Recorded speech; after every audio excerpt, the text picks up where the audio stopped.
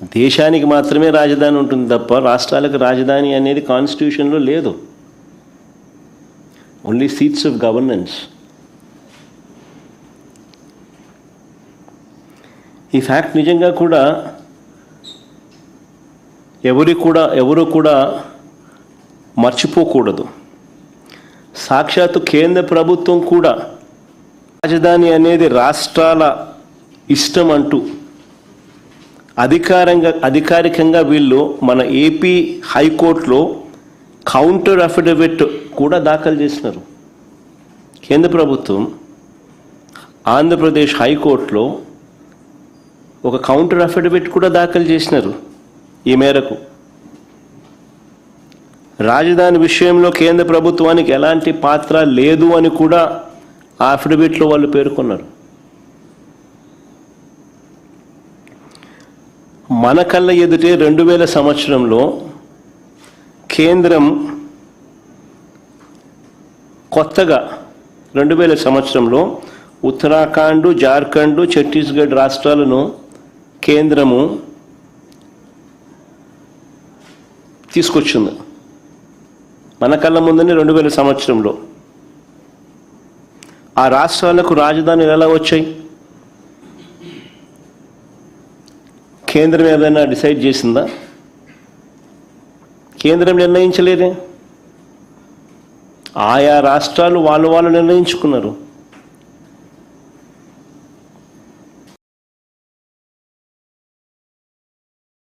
మరి ఎవరికి వర్తించింది?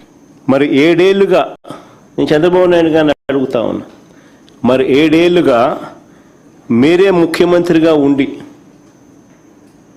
మొదటి టర్మ్ 5 సంవత్సరాలు, తర్వాత ఇప్పుడు 2 సంవత్సరాలు, మరి 7 ఏళ్ళు మీరే ముఖ్యమంత్రిగా ఉండి 1,00,000 ఎకరాల అమరావతిలో ఇంతవరకు కట్టింది ఎంత? 1,00,000 ఎకరాల అమరావతిలో ఈయన 7 ఏళ్ళు ముఖ్యమంత్రిగా ఉంటూ అమరావతి అనేది తన పెట్ ప్రాజెక్ట్ అంటూ తాను నినాదమిస్తూ తాను ఇంతవరకు కట్టింది ఎంత? నిజంగా సెల్ఫ్ ఫైనాన్స్ ప్రాజెక్ట్ అయ్యిందా ఇది? నిజంగా అమరావతి అని సెల్ఫ్ ఫైనాన్సా? ఈయన డబ్బా కొట్టినట్టుగా ఏ దేశం పోతే ఆ దేశం బొమ్మలు ఈయన చూపిస్తాడు. ఏ దేశం ఈయన పోయినా ఆ దేశం బొమ్మలు చూపిస్తాడు. చూపించి అదిగో ఇదే అమరావతి అని అంటాడు. మరి ఎంతవరకు వచ్చిందని అడుగుతా ఉన్నా. ఆ దేశాలు ఇక్కడ ఏమైనా కనపడుతున్నాయా? కనీసం భూములు ఇచ్చిన రైతులకు చెప్పిన హామీలైనా నెరవేర్చాడా ఈ పెద్ద మనిషి? మొదట తీసుకున్న 50,000 ఎకరాల్లో, వెరీ ఇంపార్టెంట్ ఇది, మొదట తీసుకున్న 50,000 ఎకరాల్లోనే రోడ్లు, కేవలం రోడ్లు, కరెంటు, డ్రైనేజ్ అంటే సివరేజ్, వాటర్, వీటి కల్పనకి అయ్యే ఖర్చు చంద్రబాబు నాయుడు గారు స్వయాన లెక్కల ప్రకారమే, ఈయనే కేంద్ర ప్రభుత్వానికి ఇచ్చిన లెక్కలు, ఈయనే వివిధ బ్యాంకులకు ఇచ్చిన లెక్కల ప్రకారమే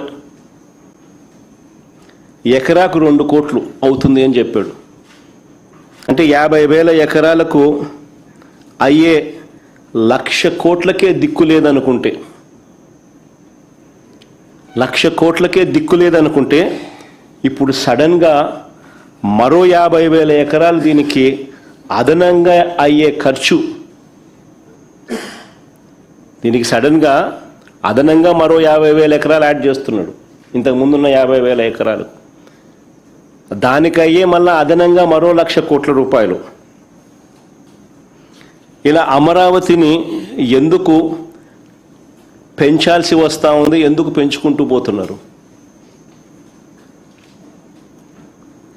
ఆ డబ్బులు ఎలా వస్తాయి అంటే 1,00,000 ఎకరాల్లో, ఆ 1,00,000 ఎకరాల్లో కేవలం రోడ్లు వేయడానికి, కేవలం కరెంట్ ఇవ్వడానికి, కేవలం సీవరేజ్ వ్యవస్థ క్రియేట్ చేయడం కోసం కేవలం నీటి వ్యవస్థ క్రియేట్ చేయడం కోసం, బేసిక్ ఇన్ఫ్రాస్ట్రక్చర్ క్రియేట్ చేయడం కోసం ఈ 1,00,000 ఎకరాలలో 2 లక్షల కోట్లు కావాలి అని వీళ్ళు చెప్పిన లెక్కల ప్రకారమే. మరి ఈ డబ్బులు ఎలా వస్తాయి?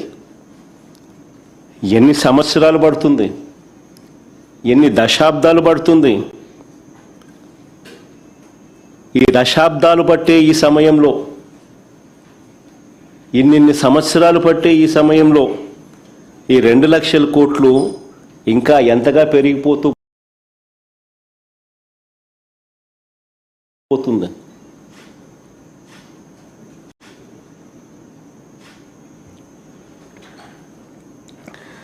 రెండు 2019కు ముందు ఈయనే స్వయంగా చేసిన మాస్టర్ ప్లాన్. 2019కు ముందు 50,000 ఎకరాలకు సంబంధించి బ్రహ్మాండమైన వరల్డ్ క్లాస్ రాజధాని ఇక్కడ వస్తూ ఉందని ఈయనే మాస్టర్ ప్లాన్ తయారు చేసినాడు, మనందరికీ ఊదరగొట్టి, బాహుబలి సెట్టింగ్లన్నీ చూపించి. మరి 2019కు ముందు ఈయనే స్వయంగా చేసిన మాస్టర్ ప్లాన్ను సడన్గా ఈయనే ఎందుకు మారుస్తున్నాడు?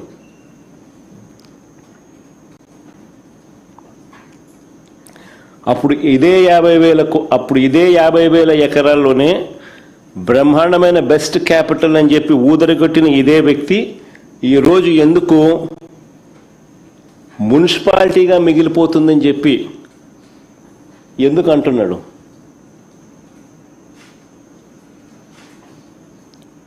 ఆ మాట అని ఇంకొక 50,000 ఎకరాలు కావాలంటున్నాడు. మరి ఇంతకుముందు 50,000 ఎకరాలతోనే వరల్డ్ క్లాస్ సిటీ అని చెప్పిన వ్యక్తి ఈరోజు ఏమంటున్నాడు? ఆ 50,000 ఎకరాలే అంటే అది మున్సిపాలిటీగానే మిగిలిపోతుంది, అందుకని ఇంకొక 50,000 ఎకరాలు కావాలంటున్నాడు. అని ఎందుకు అంటా ఉన్నాడు? ఎక్కడా లేని విధంగా కాస్ట్ పర్ ఎస్ఎఫ్టీ, అడుక్కు అయ్యే ఖర్చు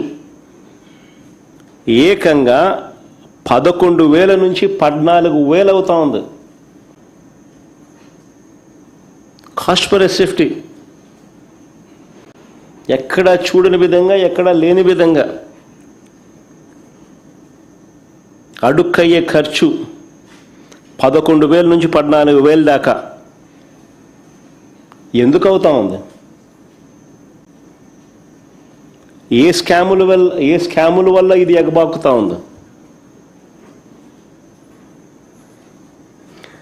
అన్న వీటికి సమాధానం ఎక్కడైనా అసెంబ్లీలో చెప్పాడా? 5:30 గంట అసెంబ్లీలో ఇటువంటి ప్రశ్నలకు ఏదైనా సమాధానం చెప్పాడా? ఆ 5:30 గంటల సమావేశం కేవలం జగన్ను, వైఎస్ఆర్ కాంగ్రెస్ పార్టీని దుమ్మెత్తిపోయడానికి, బూతులు తిట్టడానికి మాత్రమే వాడుకున్నారు. రాజధాని పేరిట పట్టపగలు తాను చేస్తా ఉన్న దోపిడీ నుంచి ప్రజలను డైవర్ట్ చేసేందుకు ఈ డ్రామాకు తెరలేపాడు.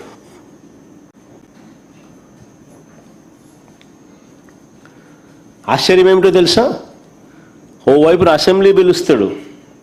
ఇంతకుముందు నేను అన్నాను కదా, ఈ మనిషికి చిత్తశుద్ధి లేదు, నిజాయితీ అంతకన్నా లేదు అని చెప్పి. ఆశ్చర్యం ఏమిటి అని అంటే, ఓవైపు అసెంబ్లీని పిలుస్తాడు, ఇంకోవైపు అదే చట్టసభలో భాగమైన కౌన్సిల్ని పిలవడు.